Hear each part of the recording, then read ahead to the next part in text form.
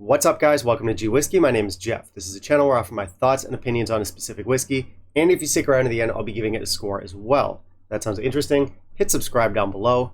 And with that out of the way, let's jump into our review. Today we're looking at the Benriach Smoke season. Stick around.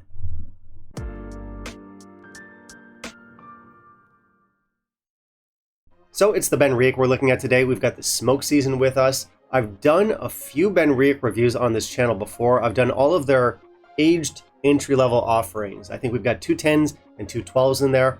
All of them are decent, but none have blown me away so far. A couple of those were peated expressions. We had one 10 and one 12-year-old in there. I definitely scored those a little bit too high. If I could go back, I'd probably bring the score down on those ones a little bit. I was too generous, but they were competent, they were decent, they were enjoyable, and they were nice examples of like mainland style peat. But both of those also had some like interesting cask play to them. The 10, I believe it was bourbon, charred oak, and Jamaican rum casks. The 12, you had your bourbon, sherry, and I think it's marsala in there too. And I don't mind that. I don't mind a bit of cask play, some rum here, some sherry there. That's great. But I also enjoy more straightforward, distillate-driven whiskeys from time to time, and our smoke season should bring us closer to that. This is a no age-stated expression. It's matured in first-fill bourbon casks and heavily charred virgin oak casks. So we definitely can expect some cask influence in this one, just, a little bit less elaborate than those other two, but still sounds good, still one that I'm excited to try. Now, this whiskey is peated at around 45 ppm. It's peated using exclusively Highland peat, and we should have no unpeated barley in the mix here. Our title smoke season, unsurprisingly, refers to the time of year that Benriach runs peated whiskey through their stills. I believe that's through the summer months, but don't hold me to that. And apparently, this is Benriach's peatiest expression to date, which is interesting. What else? This is also getting good reception online. There's a lot of bloggers, vloggers, reviewers who are really enjoying this stuff. So obviously, I got to get in on it, see what our whiskey is all about. So let's do just that. Let's jump into our review. And in the meantime, if you could kindly leave a like down below, that'd be greatly appreciated. So we usually get good specs from Benriach, and this one doesn't disappoint. We've got a 52.8% ABV here. We've got non-chill filtered. We've got natural color. So we do have our nice natural color here. For the bottle, it's just your kind of standard Benriach bottle, which I think is okay, but it's not outstanding. We have our double label here. We have black, white, and this shiny gold element to it. Overall, it's a pretty simple, straightforward look. I think it's okay. Presentation score, 3 out of 5. They should mention non-chill filtered and natural color on the label, but they don't. We do have these little boxes down here that we get with every Benriach bottle. They're kind of useful. They'll tell us the casks they use and also give us some tasting notes, so I'm okay with that. Overall, it's an okay look. I did not add water. Let's try our nose. Okay, unsurprisingly, we do have a lot of peat in here. Lots of vanilla too, like a very natural vanilla, like vanilla pods.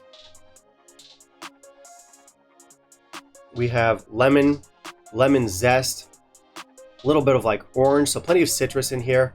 We have some salt, we have some petrol, we have some earth, and some nice yellow fruitiness in the background. This is not too complex or anything, but it is a nice classic mainland peaty nose. Let's try our palate.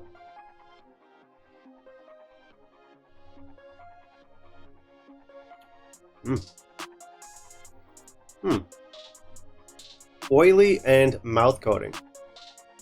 Front of your mouth all the way to the back. We have big vanilla in here. We have soda, like vanilla Coke, regular Coke, Dr. Pepper. We've got some black licorice, some lemon zest, and some dark tobacco notes in here. And this one's interesting. Applewood smoked cheddar, if you've ever had that before.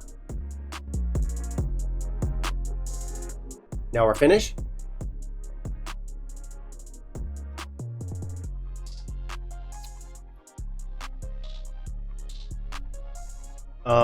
Again, vanilla. We got a heavy bonfire type note in here. Applewood smoked cheddar, licorice, lemon, soda. Basically, it's the palate part 2. pretty long finish. So this is pretty interesting stuff. It's a little bit hard for me to nail down. It's hard for me to figure out my opinion on it. And that's not because it's some kind of like elusive profile. In fact, it's the opposite. This is very honest, very straightforward whiskey. It's more like it's my opinion that's elusive. Sometimes I totally love it. Sometimes I'm like, yeah, that's pretty good. But definitely when it hits, it hits. It's really good stuff. And I'm not usually a big fan of peated Benriachs. They're always decent and they're always okay, but they've never blown me away. As I said, I think I scored the other smoky expressions a little bit too generously a while back. I think this is a more interesting whiskey than the 10-year-old or the 12-year-old. It's got more kick, it's got a higher ABV, it's got less cask play, it's got more peat, it's got bigger balls.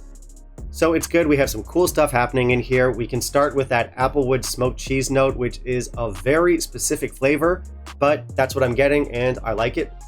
We also have that strong vanilla note in here. It starts on the nose, carries right through to the finish. It's a very lush, natural vanilla that I think works really well. We've also got a great texture in here. This is a very mouth-coating whiskey, so there's a lot to like in here.